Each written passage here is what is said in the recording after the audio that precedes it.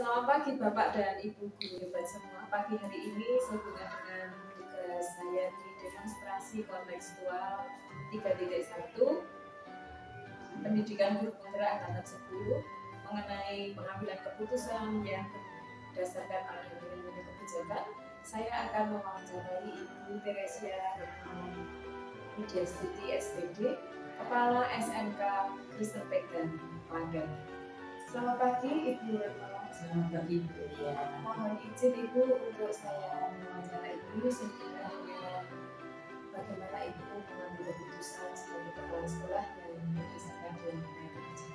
Izin, Bu. Bisa kita mulai Bu Retno? Bu, silakan.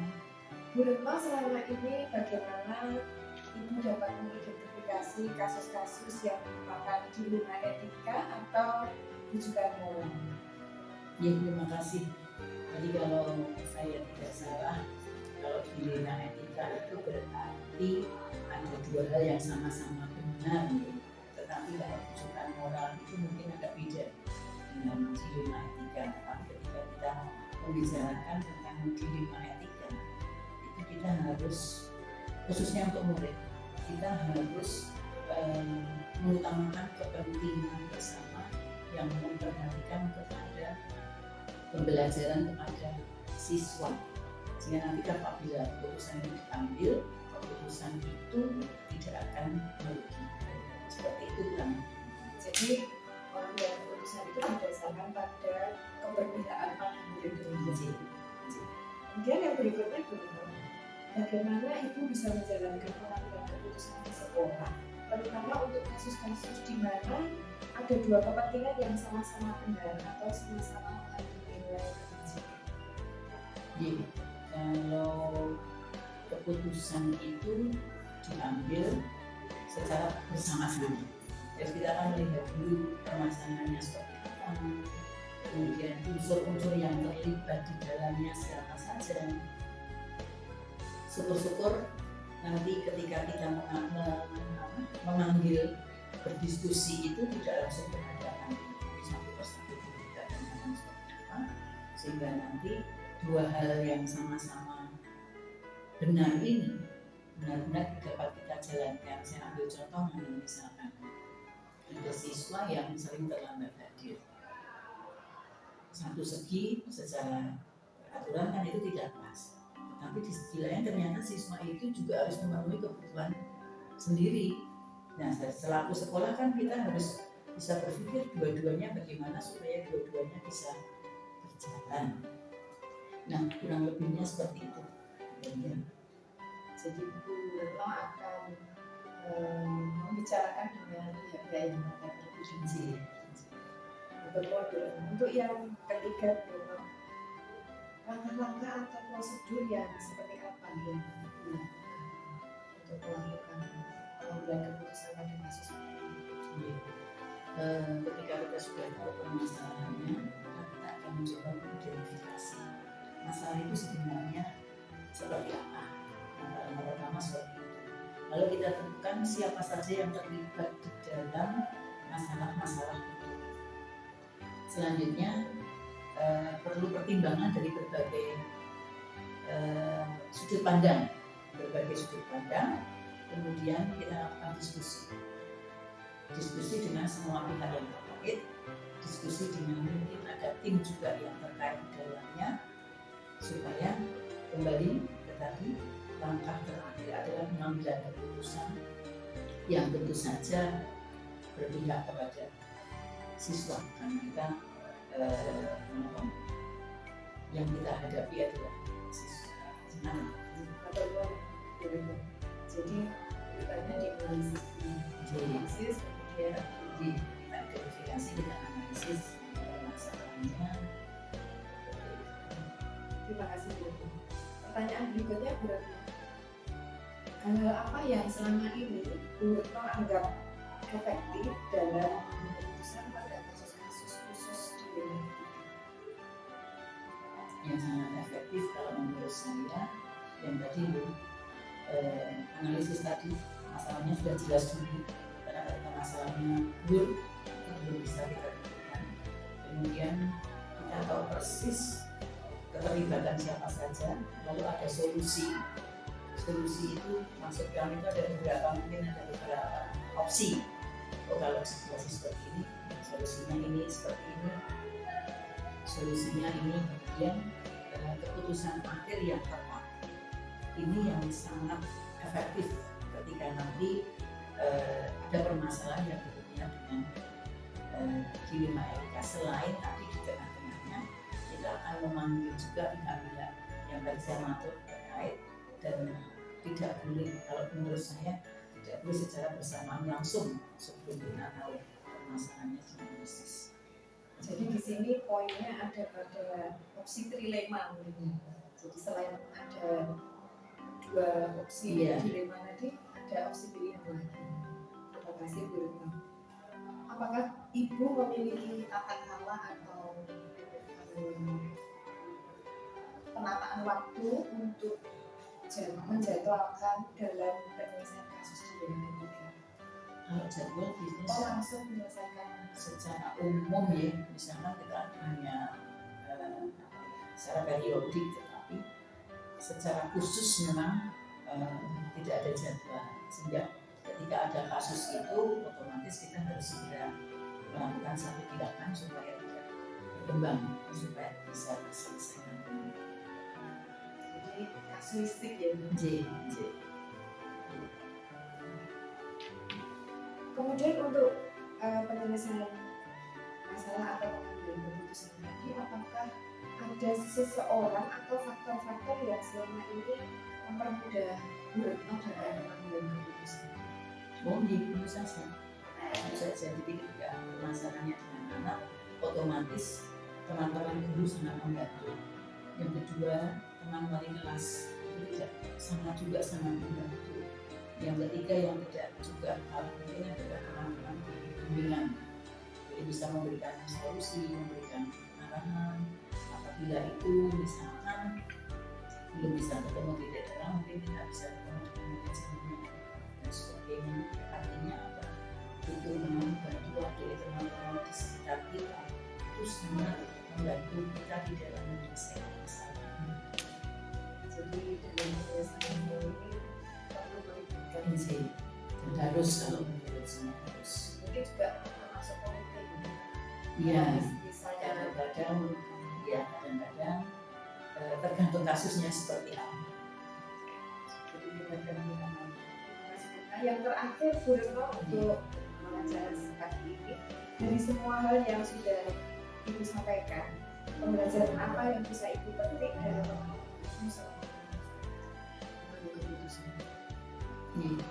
jadi pembelajaran yang sangat berharga adalah bahwa ketika dalam kasus tertentu ini kita bisa mencari permasalahan yang ada sehingga bisa menemukan solusi yang paling tepat. Pertama menurut saya. Yang kedua, kita juga bisa belajar dari setiap kasus yang ada. Kedepannya kita semakin tambah wawasan dan bagaimana harus bersikap. Nah kan Bu Elia, jadi ada pengetahuan atau keterampilan dalam mengambil keputusan sejak masalahnya ada. Ya, dan itu menjadi apa ya, ilmu baru, pengetahuan baru. Karena mungkin kasusnya setiap muncul itu kan tidak sama. Jadi Bu Retno, terima kasih banyak untuk waktu yang diberikan kepada saya. Boleh menyelesaikan tugas saya dengan dukungan Bu Retno. Selanjutnya kami mohon izin melanjutkan tugas. Terima kasih, sehat selalu. Semoga bermanfaat. Terima kasih.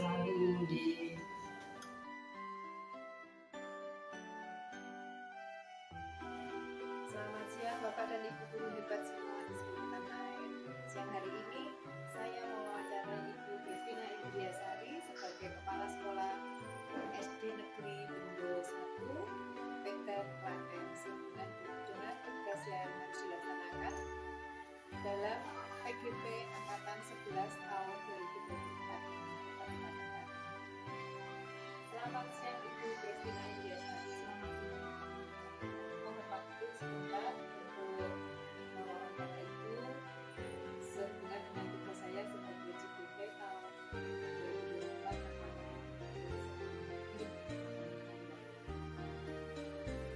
kali ini saya ingin memperbaiki hubungan dengan orang dengan keputusan yang pernah dilakukan sebagai kepala sekolah.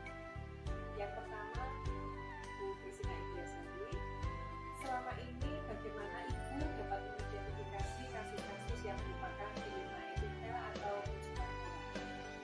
Selama ini dalam pengambilan keputusan apakah yang etika adalah yang pertama karena saya dengan melakukan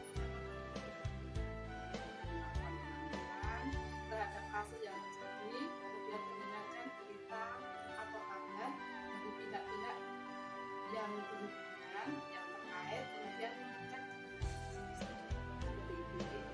Lalu bagaimana itu bisa menjalankan pengambilan keputusan di sekolah itu, terutama untuk kasus-kasus di mana ada dua kepentingan yang sama-sama benar atau sama-sama mengandung dalam pengambilan keputusan. Kalau ada lokasi yang sama-sama benar atau lokasi yang sama-sama mengajukan itu akan saya secara tidak akan berdiskusi dengan diskusi terlebih dahulu dengan teman-teman atau teman-teman yang saya anggap mampu menyelesaikan seperti itu ini bisa. Lalu langkah-langkah atau prosedur seperti apa Bu yang biasanya Ibu lakukan? Langkah-langkah antara lain yang pertama adalah mengecek dulu Bu permasalahannya yang terjadi. Kemudian yang kedua nanti saya setelah mengecek kemudian akan menentukan pihak mana saja nanti yang akan terlibat, kemudian akan berdiskusi dengan sesama atau rekan guru atau nanti kalau bisa juga nanti akan terlibat dengan paguyuban di sekolah. Jadi dicek terlebih dahulu kemudian didiskusikan. Berikutnya Bu Sari, hal apa saja yang selama ini Ibu anggap efektif dalam pengambilan keputusan pada kasus-kasus di lingkungan etika?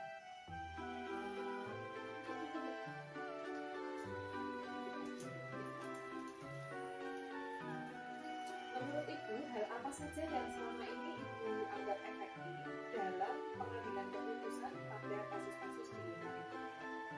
Dalam pengambilan keputusan yang efektif ya, yang efektif itu nanti seandainya saya itu nanti berkolaborasi dengan rekan guru yang lainnya, kemudian nanti selain berkolaborasi dengan rekan guru yang lainnya juga saya nanti akan saling sharing dengan pengawas atau guru atau Pak Kori lagi kalau nanti seandainya di teman-teman sekolah itu belum menemukan suatu kebijakan apa yang harus saya ambil tuh nanti saya ke pengawas jadi berjenjang tuh nanti. Kemudian apakah ada tantangan Bu dalam pengambilan keputusan? Kira-kira selama ini tantangan dalam pengambilan keputusan pada kasus di lingkungan etika itu apa saja? Tantangannya itu seandainya gini Bu, kasusnya itu nanti berhubungan dengan pribadi atau berhubungan dengan perasaan Bu. Itu nanti sangat mengganggu dalam diri saya, sangat berpengaruh dalam diri saya Bu. Jadi saya harus memikirkan apakah ini dilema etika atau itu nanti merupakan rujukan moral itu. Berat sekali Bu. Kemudian apakah Ibu memiliki sebuah tata waktu atau tata kalah atau jadwal tertentu dalam menyelesaikan kasus di lingkungan etika ini? Kemudian apakah itu juga langsung menyelesaikan di tempat atau ada bentuk prosedur yang lain yang dilakukan? Kalau apa waktu di SD itu Bu, kalau dilema etika di SD itu kan kadang jarang gitu. Jadi nanti berdasarkan kasus yang ditangani dulu Bu, tidak ada penjadwalan atau apa. Seandainya ada, lah nanti baru kita berkomunikasi, saya berkolaborasi, sharing dengan teman-teman yang ada. Berdasarkan jenis kasusnya Jenis ya, Bu, kasusnya, ya? nggih. Iya, Jadi tidak bisa dijadwalkan Bu, karena Seperti nanti itu. nggih. Gitu. Karena di SD itu mungkin belum Bu seperti itu Bu. Gitu. Kemudian dalam menyelesaikan masalah, kemudian mengambil keputusan itu, apakah ada seseorang atau faktor-faktor yang selama ini mempermudah Ibu dalam membantu Ibu mengambil keputusan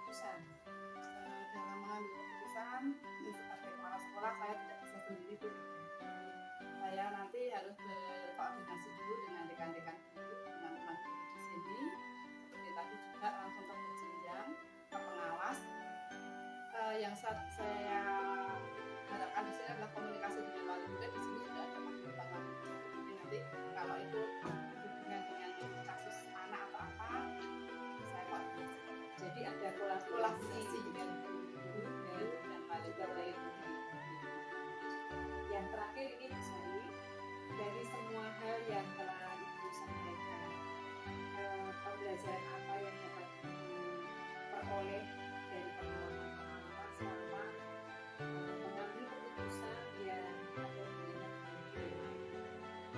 bahwasanya permasalahan kayak itu yang mungkin terjadi setiap sekolah itu nanti adalah kurangnya pengetahuan guru. Jadi mulai sekarang ini harus ditanamkan karakternya itu sejak dini. Ya, apalagi sekarang sudah ada dengan adanya 13, adanya P5 itu nanti yang diutamakan adalah karakter untuk murid-murid. Jadi intinya adalah pada penyelesaian kasus ini harus ada penanganan tertinggi. Baik Bu Sari, terima kasih.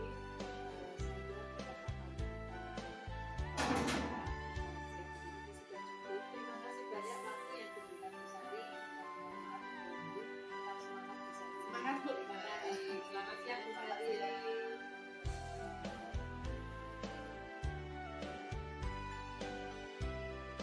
Selamat siang Bapak dan Ibu Guru Hebat di Indonesia. Sehubungan dengan tugas saya pada demonstrasi kontekstual modul 3.1 Pendidikan Guru Penggerak Angkatan 10, siang hari ini saya akan mewawancarai Bapak Lili Mardiono selaku Kepala SD Negeri Tegalrejo Ceper Klaten berkaitan dengan pengambilan keputusan yang didasari oleh nilai-nilai kebajikan.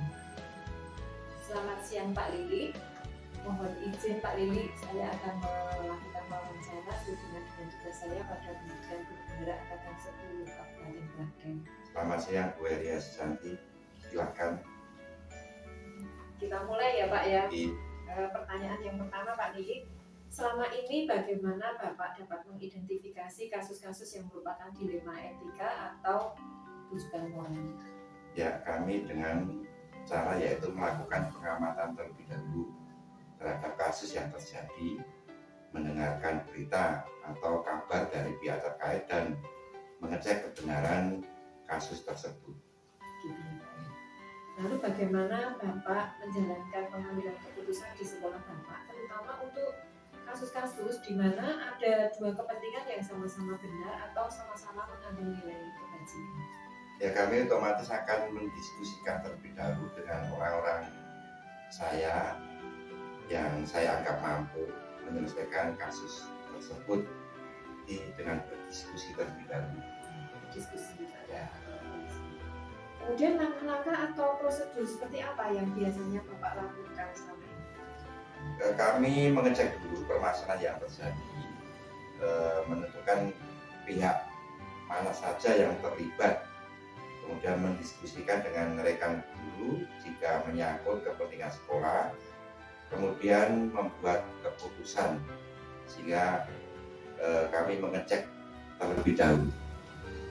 Lalu hal apa saja yang selama ini Bapak anggap efektif dalam pengambilan keputusan yang berkaitan dengan kasus dilema etika? Ya kami berdiskusi dengan pihak yang terkait permasalahan tersebut dari hati ke hati dan berkolaborasi dengan guru hingga saling sharing. Begitu Bu Eria. Terima kasih Pak Lili. Lalu apa yang selama ini menjadi tantangan dalam pengambilan keputusan pada kasus dilema etika?